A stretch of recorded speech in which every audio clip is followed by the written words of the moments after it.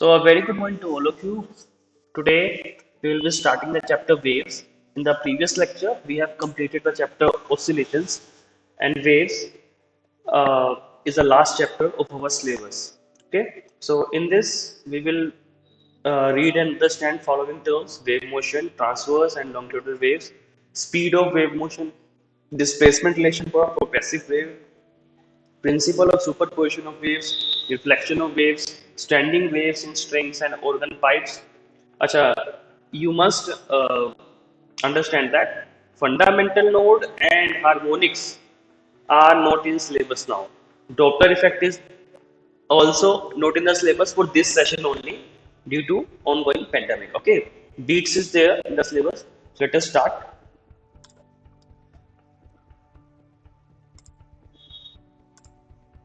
So waves. What are waves? We have read about oscillations. Now we will be reading about waves. Very often, energy is generated at one place but consumed elsewhere.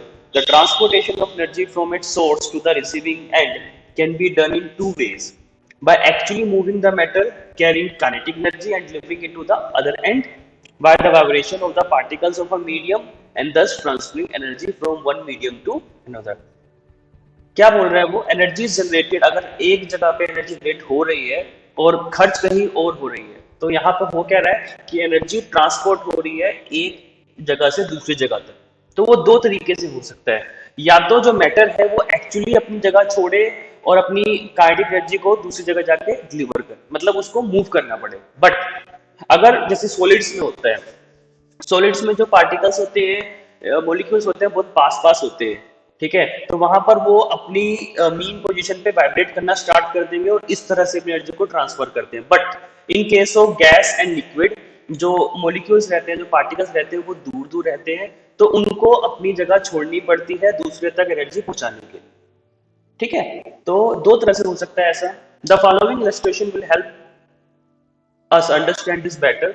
Let two person be positioned on the opposite banks of a small lake. एक छोटा सा तालाब है उसके दो ends पर opposite banks पर दो पर्सन खड़े हैं ठीक है If one person wishes to draw the attention of the other person, he can adopt any of the following methods. वो दो एंड्स पे खड़े हैं बीच में एक लेक है वो उसके दो एंड्स पे खड़े हैं तो कैसे वो दूसरे पर्सन की अटेंशन को पा सकता है देखो थ्रोइंग अ स्टोन और shooting an arrow towards him या तो वो उसके ऊपर उसकी तरफ एक पत्थर फेंके या एक एरो को शूट कर सकता है शाउटिंग चिल्लाकर तीसरा clapping waving a signal flag using a flash light creating ripples in water तो ये कुछ तरीके हैं फॉलोइंग मेथड्स कुछ और तरीके भी हो सकते हैं in the first method he is transferring matter in the form of stone पहले मेथड बोला कि स्टोन मारेंगे उसकी तरफ ठीक है तो वो ट्रांसफर कर रहा है मैटर को in the form of stone और the arrow in all other methods energy is being communicated without the actual transfer of matter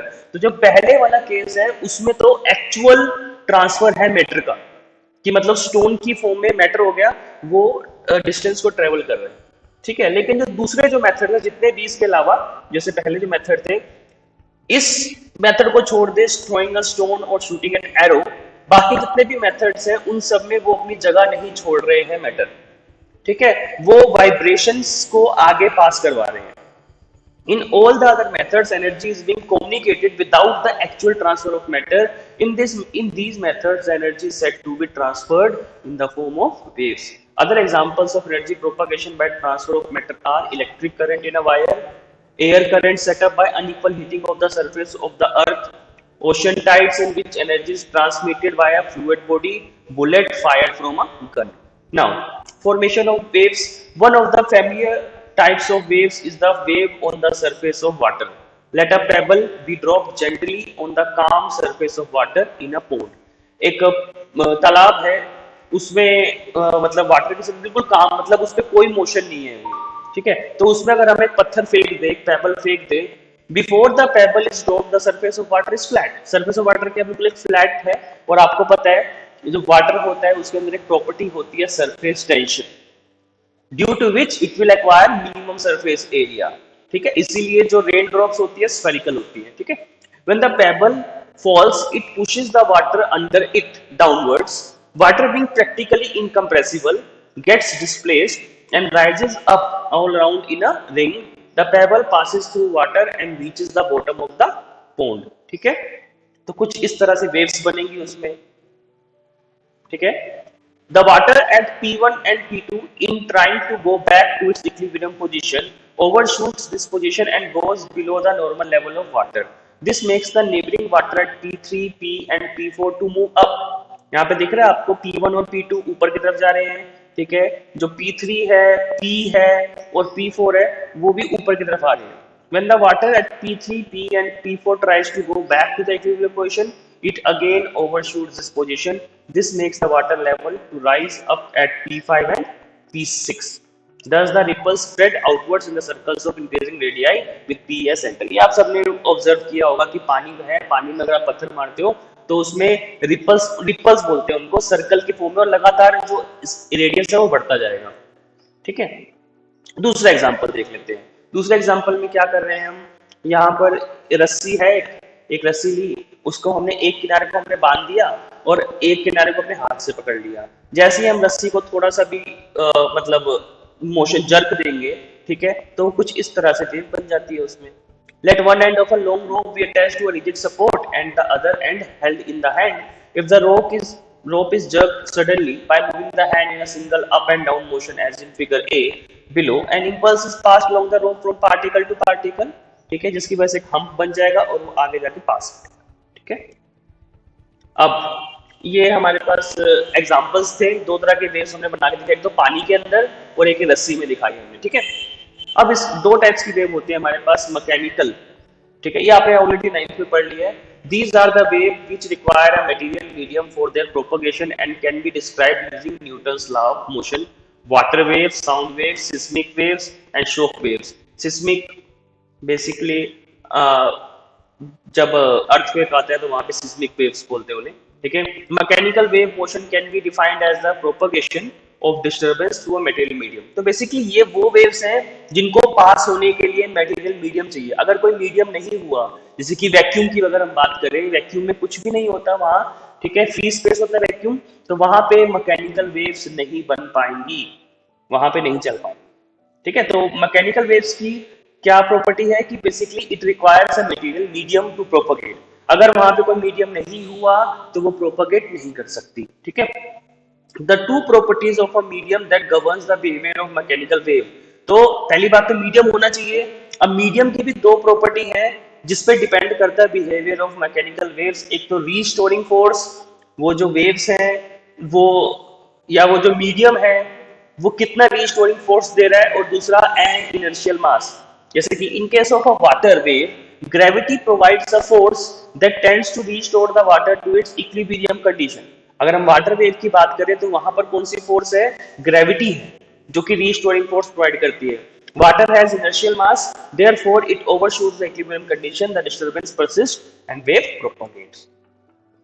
next, electromagnetic waves. ये बोलने की हमको जरूरत नहीं होनी चाहिए, इस वक्त तो हम घिरे पड़े हैं ईएम वेव से।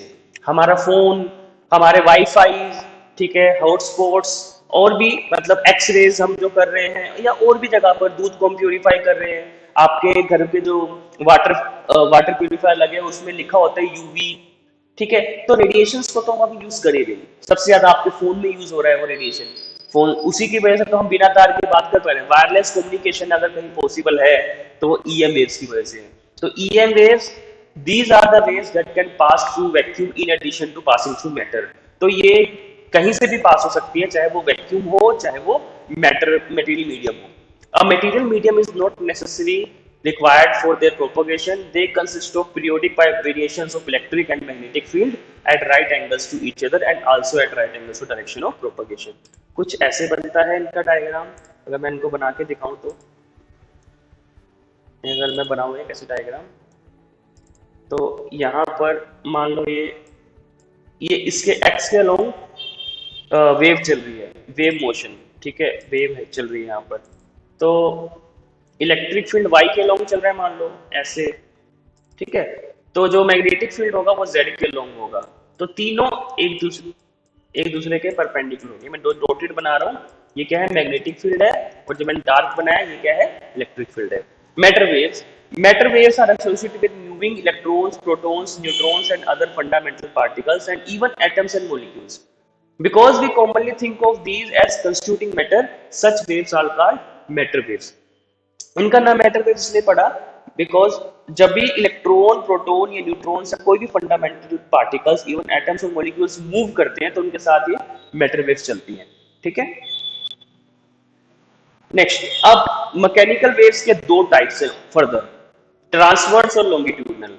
Mechanical waves can be transverse or longitudinal depending on the relationship between the directions of disturbance or displacement in the medium and that of the propagation of wave.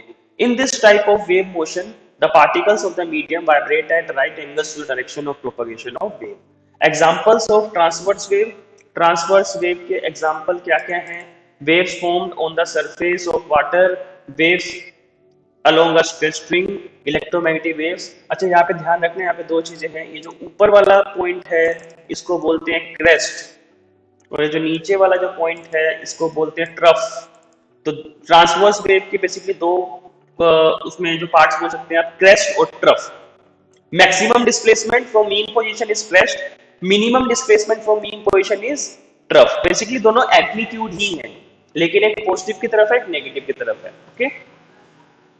Longitudinal wave क्या होती है? Longitudinal wave कुछ ऐसे, in this type of wave motion the individual particles of the medium vibrate parallel to the direction of propagation of wave. देखो basically transverse wave में 90 का angle होता है, मतलब जो वेव है, जैसे ये डायरेक्शन ऑफ मोशन है, ये वाली जो वेव है जो व्हाइट कलर में दिखा रखी है, ये सारी डायरेक्शन ऑफ मोशन है. तो आप देख पा रहे हो कहीं पर भी जो एंगल है वो 90 का हो रहा है बेसिकली. ठीक है. लेकिन लॉन्गिट्यूडनल में पैरेलल है, जिस तरफ वेव मोशन है उसी तरफ ये वेव भी चलेगी. अब इसके दो पार्ट्स होते हैं. ये वाला जो पार्ट है जहां पे इकट्ठे हो रखे हैं, ये वाला जो पार्ट है इसे बोलते हैं कंप्रेशन. तो लॉन्गिट्यूडनल के दो पार्ट्स होते हैं, कंप्रेशन, और जो ये जहां पे डिस्टेंस ज्यादा है इन्हें बोलते हैं रेयरफेक्शन. क्या बोलते हैं? रेयरफेक्शन. ठीक है. तो ट्रांसवर्स वेव के दो पार्ट, क्रेस्ट और ट्रफ, और लॉन्गिट्यूडनल के दो पार्ट, कंप्रेशन और रेयरफेक्शन. रेयरफेक्शन जहां पे प्रेशर कम हो, कंप्रेशन जहां पे प्रेशर ज्यादा हो. Example, the waves along the length of a spring when one end of it is suddenly compressed और pulled out and then released. ठीक है. अगर हम एक स्प्रिंग है, एक स्प्रिंग की लेंथ को, अच्छा ध्यान रखना यहाँ पर हमने हॉरिजॉन्टल स्प्रिंग लिया है, वर्टिकल स्प्रिंग नहीं लिया. ठीक है. अगर हम उसको एकदम से खींचे और छोड़ देना तो वहां पे जो वेव्स बनती है वो कौन सी वेव्स होती है? लॉन्गिट्यूडनल. हाँ, लेकिन ध्यान रहे यहाँ पे हमने स्प्रिंग को कुछ ऐसे अटैच किया है, ये ऐसे, हमने उसको वर्टिकल नहीं अटैच किया. ठीक है. और यहाँ पे हमने क्या लगा दिया? मास लगा दिया या वेट लगा दिया. साउंड वेव्स इन एयर, जो साउंड वेव्स होती है एयर के अंदर ऐसे ही चलती है. ठीक है. तो ये लॉन्गिट्यूडनल वेव. तो ट्रांसवर्स वेव में बेसिकली वेव मोशन और पार्टिकल्स की वाइब्रेशन में 90 का एंगल बनता है, लॉन्गिट्यूडनल में पैरेलल होते हैं. तो comparison, very very important question. ये तो पहला इंपॉर्टेंट क्वेश्चन है हमारे पास इस चैप्टर में कि ट्रांसवर्स और लॉन्गिट्यूडनल वेव्स में क्या डिफरेंस है. Very very important question. The particles of the medium vibrate at right angles to the direction of wave motion. Longitudinal में the particles of the medium vibrate parallel to the direction of wave motion. तो यहाँ पे right angle या perpendicular भी लिख सकते हो आप, यहाँ पे parallel.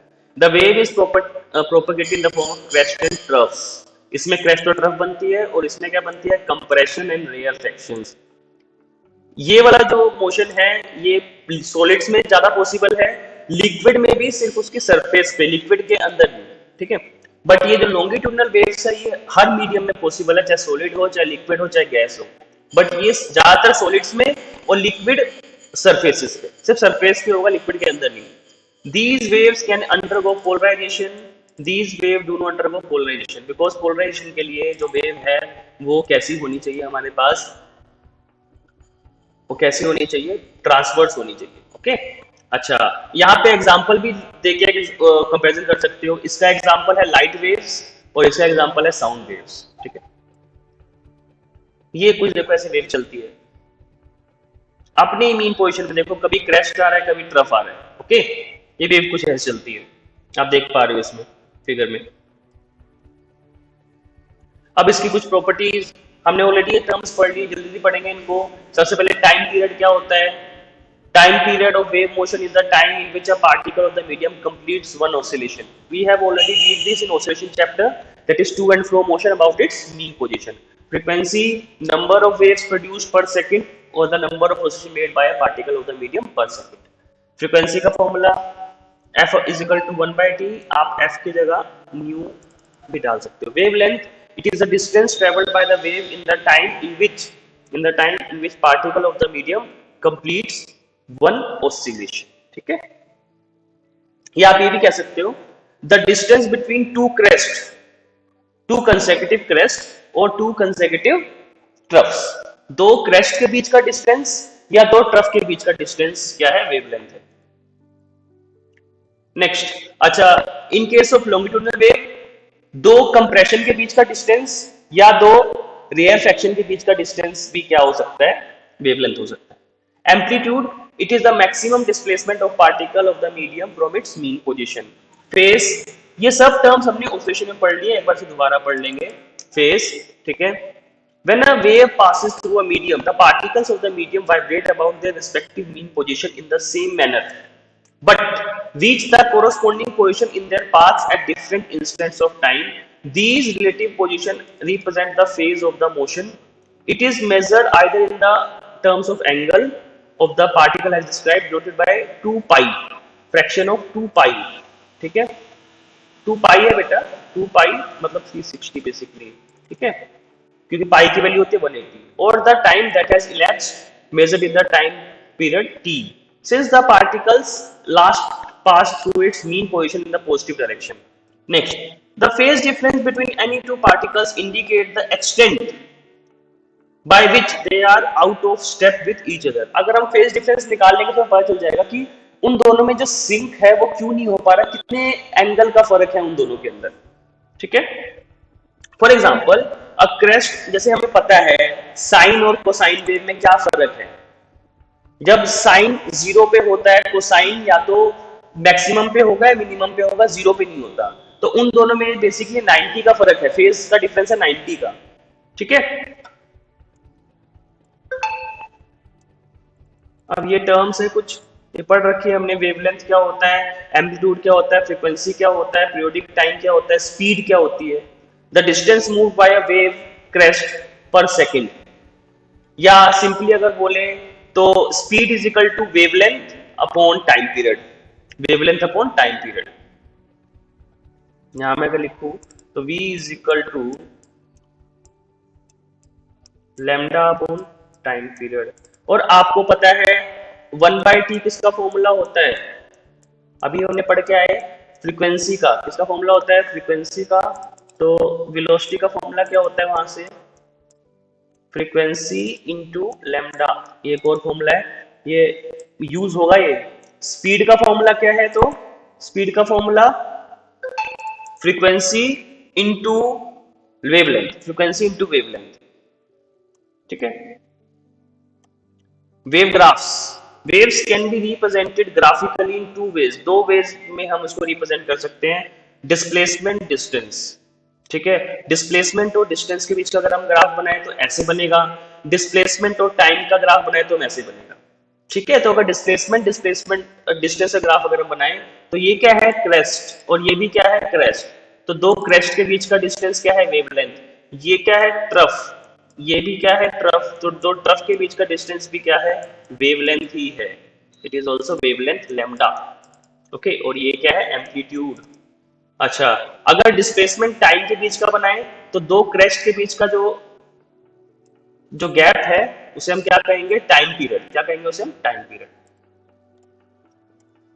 द वेव इक्वेशन, अब हम वेव इक्वेशन बनाएंगे. In a time of 1 full period a point in a wave will move to forward through a distance of 1 whole wavelength. अब वेव इक्वेशन क्या कहती है, जैसे अभी हमने ड्राइव किया था फॉर्मूला वेव इक्वेशन. स्पीड का फॉर्मूला क्या होता है, डिस्टेंस अपॉन टाइम. तो वेव स्पीड का फॉर्मूला क्या हो जाएगा, wavelength upon time period. v is equal to lambda upon capital T, और हमें पता है t का फॉर्मूला 1 बाय फ्रीक्वेंसी. तो उसको पुट कर देंगे तो एक फॉर्मूला आ जाएगा. वेलोसिटी या स्पीड का फॉर्मूला आएगा, ये याद रखना, इंपॉर्टेंट फॉर्मूला है. इस पे 1 या 2 नंबर में छोटा सा न्यूमेरिकल आ सकता है जिसमें आपको वेवलेंथ दी होगी या फ्रीक्वेंसी दी होगी, स्पीड निकालनी होगी, या स्पीड दी होगी, फ्रीक्वेंसी दी होगी, वेवलेंथ निकालनी है। ओके, तो इंपॉर्टेंट फॉर्मूला है speed is equal to wavelength into frequency, this is called wave equation. अब हम अगली टर्म पढ़ेंगे वेलोसिटी, ये हमने निकाल ही ली है। अब next angular frequency, it is defined as rate of change of phase with time, it is defined as rate of change of phase with time. One full wave, that is a crest and trough, is associated with a phase change of 360 or 2 pi radians. The time required for this change is the period capital T. Thus the angular frequency omega is equal to 2 pi upon capital T.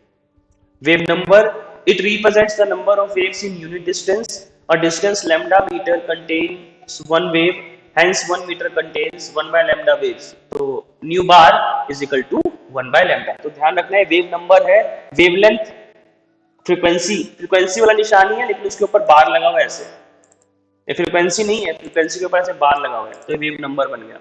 ठीक है, propagation constant k, अब k क्या होता है? It is defined as the space rate of change of phase in a distance I. A phase change of 2 pi occurs. The phase change per unit distance is equal to 2 pi upon lambda. 2 pi upon lambda, तो k का formula क्या हो गया? 2 pi upon lambda. ठीक है? When a wave passes from one medium to another, its velocity changes. In this process the frequency remains same but the wavelength changes. तो याद रखना कि जब एक वेव एक मीडियम से दूसरे मीडियम में जाएगी, जैसे कि हमने 10th क्लास में रिफ्लेक्शन में भी पढ़ा था कि जब वेव एक मीडियम से दूसरे मीडियम में जाएगी तो उसकी फ्रीक्वेंसी कभी चेंज नहीं होती, बिकॉज फ्रीक्वेंसी अगर चेंज हो गई तो एनर्जी भी चेंज हो जाएगी, लेकिन उसकी जो स्पीड है वो चेंज होगी, और जब स्पीड चेंज होगी तो वेवलेंथ भी चेंज होगी। ठीक है, ट्रेवलिंग वेव, अगर हम बात करें ट्रेवलिंग वेव की,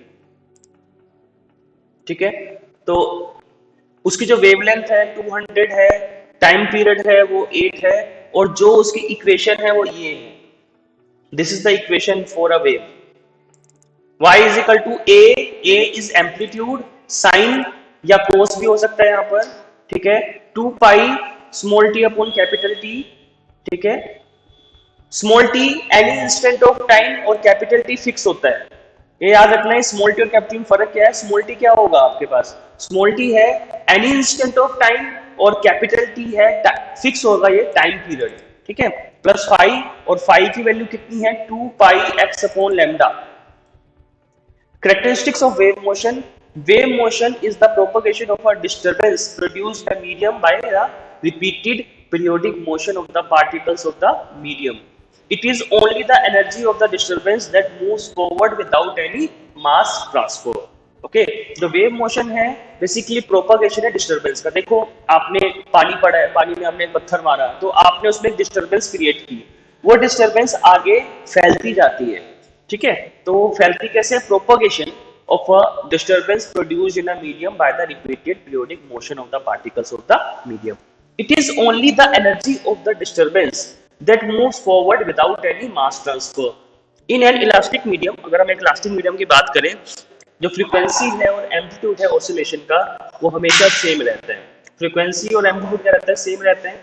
However, each particle starts vibrating a little later than its preceder, and thus there is a regular phase difference between the successive particles of the medium. हमेशा एक phase difference बना रहेगा regular।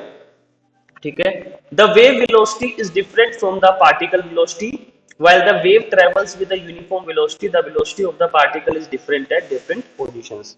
ठीक है, waves may undergo reflection, refraction, interference, dispersion and diffraction. In the 12th class you will read about all terms, but आप 10th में reflection और refraction तो पढ़ ही चुके हो। ठीक है, dispersion भी पढ़ चुके हो, interference और diffraction 12th class में definitely आप पढ़ोगे। ठीक है, optics में। The energy of a wave is partly kinetic and partly potential, and total energy remains constant. ये आप सभी को पता है कि जो total energy है वो हमेशा constant रहेगी। ऑसिलेशंस में हमने ग्राफ बनाए थे, ये ऐसे ग्राफ थे कुछ, ये ग्राफ थे और यहाँ पर जो लाइन थी वो सीधी थी ऐसे कांस्टेंट। तो कांस्टेंट लाइन क्या दिखा रही है? टोटल एनर्जी, वो हमेशा कांस्टेंट रहेगी। अब equation for a progressive wave की equation, the simplest type of wave is the one in which the particles of the medium are set into simple harmonic vibrations as the wave passes through it. The wave is then called a simple harmonic. The wave is then called a simple harmonic wave. Consider a particle. अगर मान ले हम एक particle है, ठीक है, और हम पढ़ चुके हैं ऑसिलेशन चैप्टर में y is equal to A sine omega T, y is equal to A sine omega T, अगर x के लिए पढ़ेंगे तो a cos omega T, where a is amplitude, a क्या है एम्पलीट्यूड, ओमेगा, यहाँ पे ओमेगा आएगा बेटा, w नहीं है, ओमेगा है, omega is the angular frequency. Consider a particle at a distance x from the particle O. एक पार्टिकल है O, ठीक है, उसकी डिस्प्लेसमेंट ये है, लेकिन अब हम एक और पार्टिकल कंसीडर कर रहे हैं P, ठीक है, जो कि O पार्टिकल से कितने डिस्टेंस पे है, x डिस्टेंस पे. तो ध्यान रहे यहाँ पे दो पार्टिकल्स हो गए. पहले हमने कंसीडर किया पार्टिकल O, दूसरा हमने कंसीडर किया particle P. Let the wave travel with the velocity v from left to right. मान लो जो वेव है, ध्यान रखने यहाँ पे दो पार्टिकल है, एक है पार्टिकल O और एक है पार्टिकल P जो कि O वाले से x डिस्टेंस पे है, ठीक है, ऑन इट्स राइट, और कहां पर है, उसके राइट की तरफ है. Let the wave travel with the velocity v from left to right. Since it takes some time for the disturbance to reach P, its displacement can be written as a sin omega t minus 5. ठीक है, यहाँ पे समझो मैं बता रहा हूँ. यहाँ पे मान लो ये पार्टिकल है O, कितना पार्टिकल है O, और ये इससे कुछ डिस्टेंस पे है P पार्टिकल, ठीक है, ये दिख रहा है, दो पार्टिकल दिख रहे हैं O और P, इनके बीच में डिस्टेंस कितना है x. तो वो ये कह रहा है कि अगर जो वेव है वो लेफ्ट से राइट जाएगी, ये लेफ्ट है, O लेफ्ट में है, P राइट में है, तो बेसिकली जब वो लेफ्ट से राइट जाएगी, इस तरफ जाएगी, तो उसे कुछ टाइम लगेगा, उसे कुछ टाइम लगेगा, और टाइम अगर लगेगा तो हम मानते हैं y is equal to a sine omega t minus 5. तो जो यहाँ पे जो डिस्प्लेसमेंट पहुंचेगी a sine omega t minus 5, where 5 is the phase difference between the particles O and P. तो ये समझ में आ रहा है, दो पार्टिकल्स है, एक पार्टिकल O है, एक पार्टिकल P है, जो वेव है वो O से P की तरफ जा रही है, लेकिन जब O से P की तरफ जाएगी तो वो P उसके बिल्कुल पास नहीं है, कुछ डिस्टेंस पे है, तो कुछ पाथ डिफरेंस आ जाएगा, तो वो हम देंगे a sin omega t minus 5 से. Where is the phase difference between the particles O and P? We know that a path difference of I corresponds to a phase difference of 2 pi radians. ठीक है,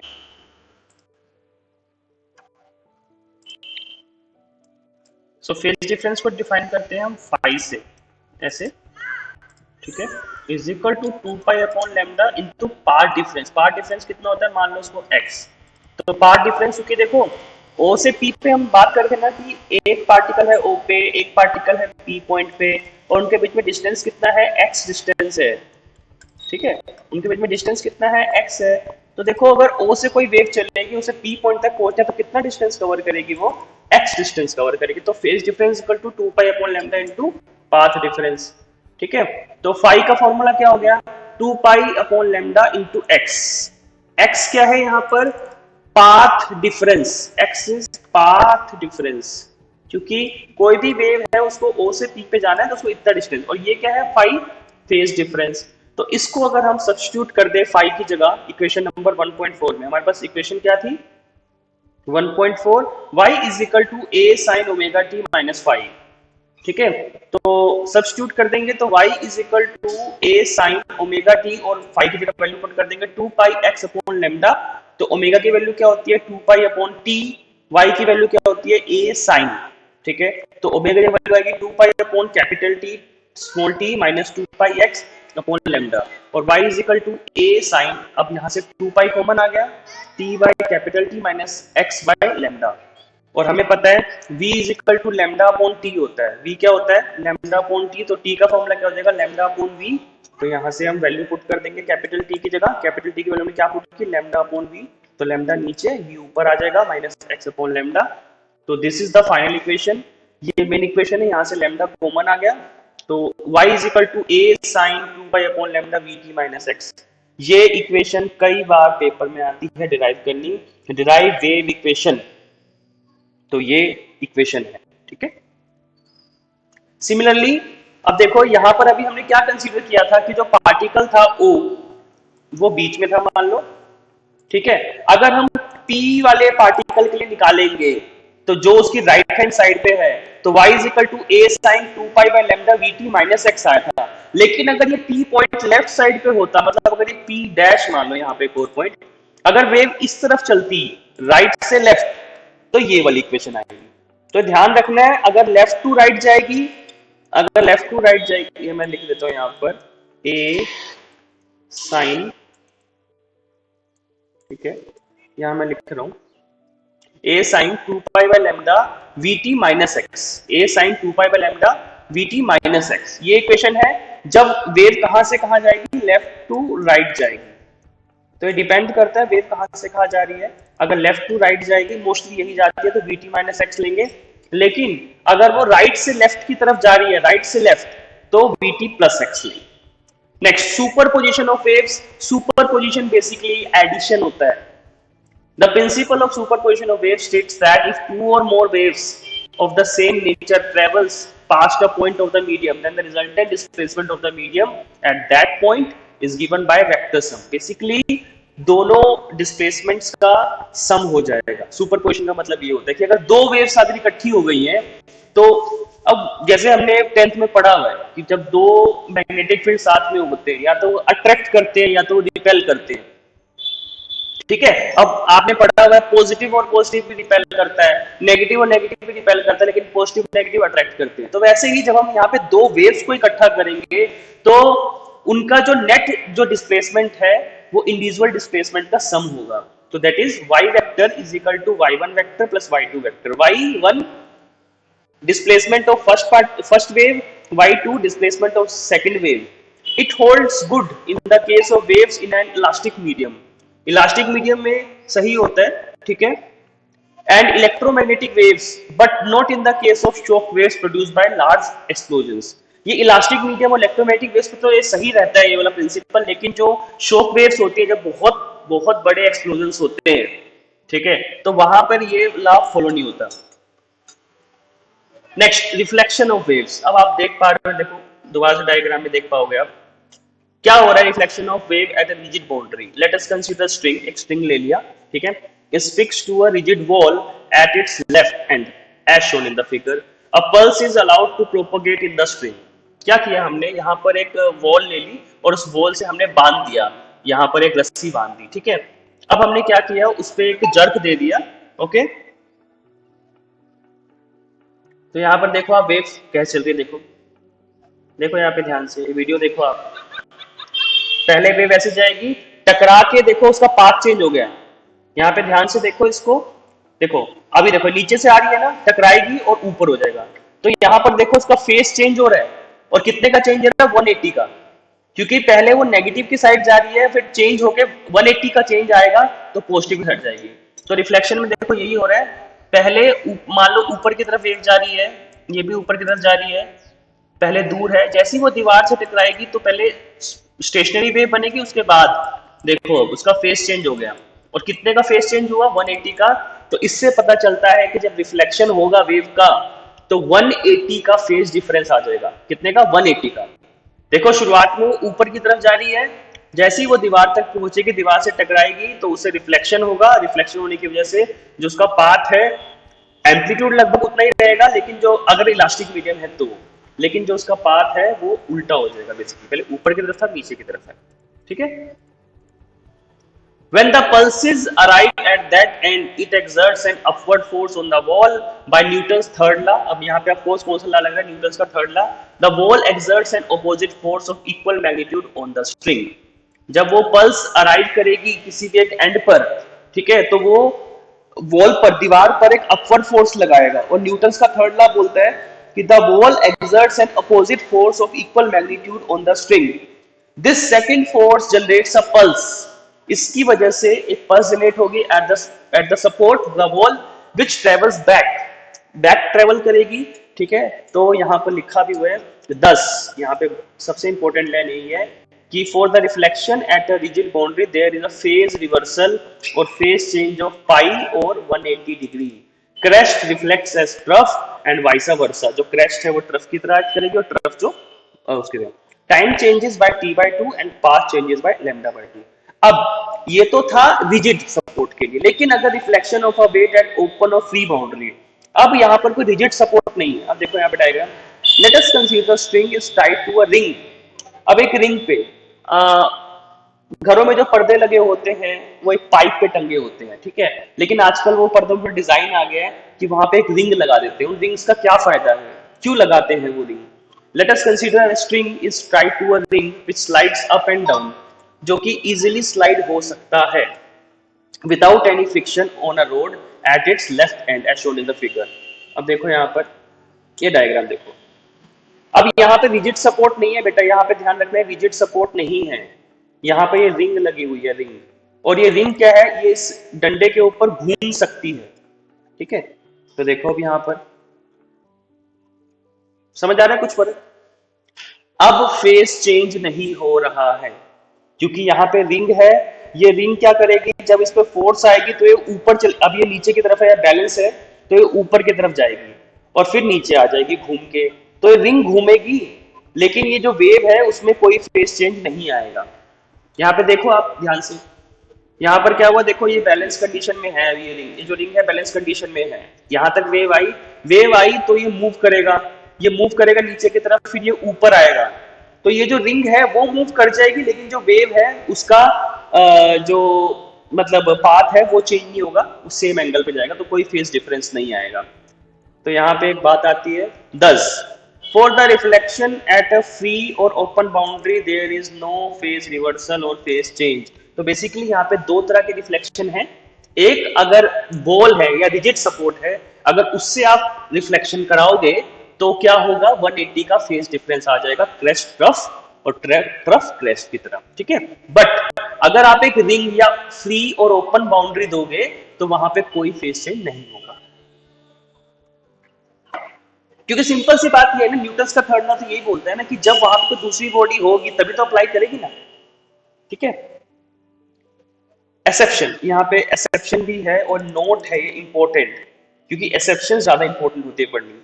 longitudinal pressure wave suffer no change in phase from rigid end, क्योंकि अभी तक हमने जो बात की crest और ट्रफ की वो किस में होता है, ट्रांसवर्स वेव में होता है, लेकिन लॉन्गिट्यूडनल वेव की हम बात नहीं कर रहे हैं यहाँ पर ना।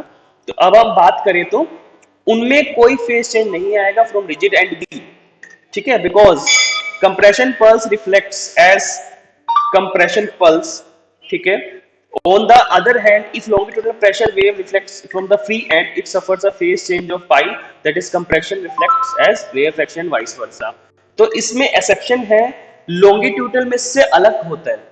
लॉन्गिट्यूडनल में जब रिजिड एंड होगा तो कोई फेस चेंज नहीं होगा, लेकिन जब ओपन एंड होगा तो फेस चेंज होगा। तो डिपेंड करता है, ट्रांसवर्स में जब रिजिड सपोर्ट होगा या रिजिड एंड होगा एक, तो वहां पर फेस चेंज आएगा, लॉन्गिट्यूडनल में तब कोई फेस चेंज नहीं आएगा। बट जब हम बात करेंगे फ्री एंड की तो वहां पर ट्रांसवर्स में कोई चेंज नहीं आएगा फेस चेंज, बट लॉन्गिट्यूडनल में फेस चेंज आएगा। तो ये बात ध्यान रखनी है आप लोगों ने।